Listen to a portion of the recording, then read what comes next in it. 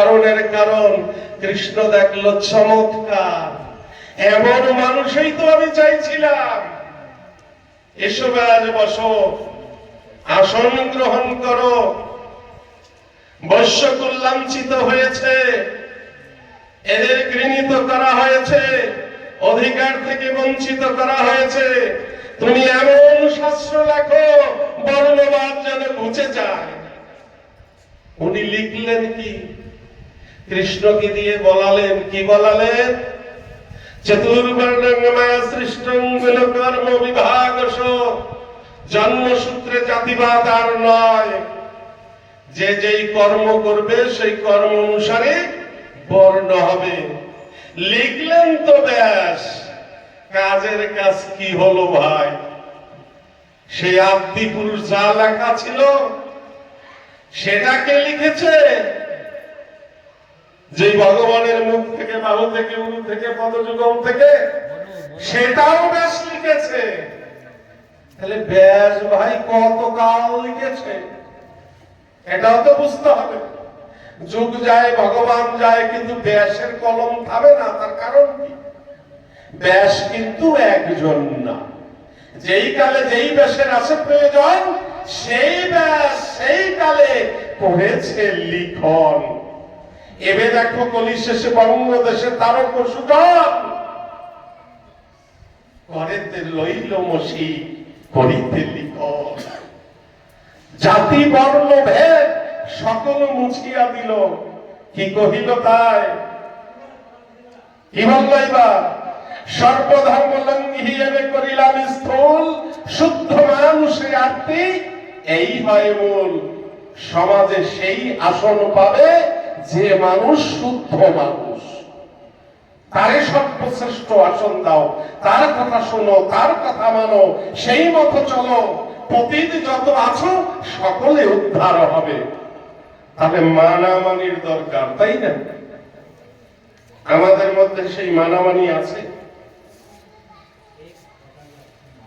আমরাই তো আমাদের পরিচয় ব্যক্ত করছি। আমাদের মধ্যে সেই মানামানি আছে কি? হরিচাঁদ গুরুচাঁদ ঠাকুর যে শিক্ষা আমাদের দিল, তাতে আমরা কি ছোট্ট একটা হরিবাস সেটাকে মানামানি রেখে চালাতে পারি? আদৌ সিদ্ধতা হয়েছে আমাদের? হয়নি। এটাই আমাদের করতে হবে, তাই না? একজন ভক্ত আমাকে প্রশ্ন করেছিল, হরিচাঁদ ঠাকুরকে এই আলোচনাটা আমি শেষে করব, আগে এই প্রশ্নের উত্তর দেই। এই প্রশ্নের উত্তর দেওয়া হয়েছে না যে গুরুচাঁদ চরিতে ব্রাহ্মণ দিয়ে বিবাহ শ্রদ্ধার কথা উল্লেখ করা আছে, বা এই বিষয়ে লীলামৃতে কি আছে? আমরা তো ব্রাহ্মণ ছাড়া ক্রিয়াকর্ম করি না, করি? আমাদের ভুলে যেতে হবে, আমরা বীজ দিয়ে কাজ করাই না, আমরা ব্রাহ্মণ দিয়ে কাজ করাই। একটা সময় গুরুচাঁদ ঠাকুর ৭২,০০০ অ্যাপ্লিকেশন করেছিলেন এ জাতিকে ব্রাহ্মণ বলে স্বীকৃতি দানের জন্য। তিনি ব্যর্থ হয়েছিলেন।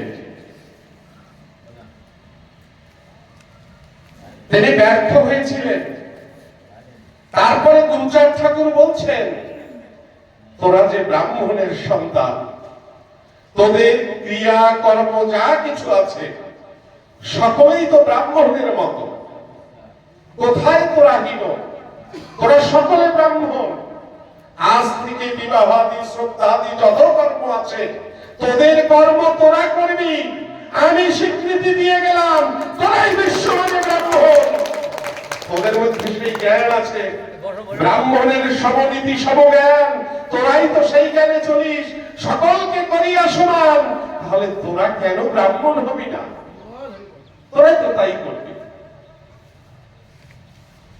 শান্তিবা শিশুকালে কৈশোর বয়সে কাত্যায়নী ব্রত কর্ত দ্বিজ মন্ত্র বিনে। তিনি ডাকতেন না। কার পূজা করতেন তিনি? তিনি বলতেন সবকিছু দিয়ে বলতেন কালী লও, কালী। এখন কালীটা কি এগুলো আমাদের বুঝতে হবে। কালী কি? এক হচ্ছে কাল, আর তার বিপরীত লিঙ্গে স্ত্রীলিঙ্গে হচ্ছে কালী। কাল মানে কালো, কালো মানে অন্ধকার, আর কালীও তাই। কাল কালী এ মৃত্যু মরণ, যার দ্বারা সবকিছু নিশ্চিহ্ন হয়ে যায়। কালী হচ্ছে শক্তি, কাল ও শক্তি। এই জন্য ঠাকুর গুরুচাঁদ বলতেন, এই গৃহধর্ম গৃহকর্ম সকলেই করিবে, হাতে কাজ মুখে নাম করিবে, অবসর সময় পেলে শাস্ত্র গ্রন্থ পাঠ করবে, যদি না পড়ো তো পিছে পড়ে থাকবে। পড়তে হবে, জানতে হবে। সূক্ষ্মতা যদি না জানা যায় তাহলে কিছু করা যাবে না। এ কারণে আমাদের জানতে হবে যে আমরা কি দেব দেবতার পূজা করব না কি করব? হরিচাঁদের পূজা কেন করব? হরিচাঁদের পূজা করলে আর পূজা কেন করব না? আমরা এই দেব দেবতা সম্বন্ধে আমাদের সম্যক ধারণা নেই। একটা বিষয় আমি বলি, শাস্ত্রে যাহা লিখেছে 33 কোটি দেব দেবী, তাই না? এই 33 কোটি কি? কোটি শব্দে প্রকার, 33 প্রকার। এই 33 প্রকার কি? এ হচ্ছে পঞ্চব্রহ্মের শ্রেণীভেদ। পঞ্চব্রহ্ম কি? জল, মাটি, আলো, বাতাস, শূন্য। এই পাঁচে পাঁচ পাঁচা 25। এর এক একটার পাঁচটা পাঁচটা ভাগ আছে। অষ্টবসু, অশ্বিনীদয় চিকিৎসা হয় না আমাদের জগতে? এই চিকিৎসা দুই প্রকারের হয়, একটা রসায়ন চিকিৎসা হয় আর একটা সূক্ষ্ম চিকিৎসা হয়। যেমন আমরা জড়িবুটি খাওয়াই না, ওষুধ আদি খাওয়াই না। আর একটা চিকিৎসা আছে, কোনো ওষুধ আদি লাগে না। সেটা যেমন কষা কয় প্রকারের হয়, এরকম ভাগ ভাগ আছে। কোন রোগী গেলে বলে তুই একটু সময় রৌদ্রে বসে থাকবি, এলো নিকষা চিকিৎসা, কোন রস নাই। আবার কেউরে বলে এই গাছের পাতা দিয়ে তুই পথ্য করে খাবি, এর রসালো চিকিৎসা। এইরকম করে 33 প্রকারের ভাগ আছে। ব্রহ্ম উৎপত্তি বস্তুর মধ্যে যে গুণ থাকে তাকে দৈব বলা হয়। এই দৈব সত্তাগুলোই হচ্ছে দেব দেবী, আর কিছু না। আমরা বেঁচে আছি যে শক্তি বলে, পঞ্চ মহাভৌতিক যে শক্তি, সেটা যখন একত্রিত হয় সেই শক্তিকে ঊর্জা বলে। এই ঊর্জা হচ্ছে শিব। এই ঊর্জা কিভাবে অনুভূত হয়? দুটো হাসে ঘষা দিলে, এইভাবে ঘষতে থাকলে এই দুইটার মধ্যে একটা কম্পন থাকবে, শরীরে ছড়িয়ে পড়বে। ঊর্জা যে আছে এটা প্রমাণ করা যায়। তার মানে এক মৃদু কম্পন চলছে জগৎ ব্রহ্মে, সেটা সর্বত্র আছে, একটা ধূলিকণার মধ্যেও আছে, কোথাও থেমে নেই। ব্রহ্ম সদা ক্রিয়াশীল, এই অবস্থাকে শিব বলা হয়। কিন্তু এটাকে বোঝাতে মুনি ঋষি যারা ছিলেন তারা জ্যামিতি করেছেন। জ্যামিতি আমরা জ্যামিতি করি না? বিন্দু কাকে বলে তা বোঝাতে গেলে কি করতে হবে? একটা খাতা তো লাগবে নাকি?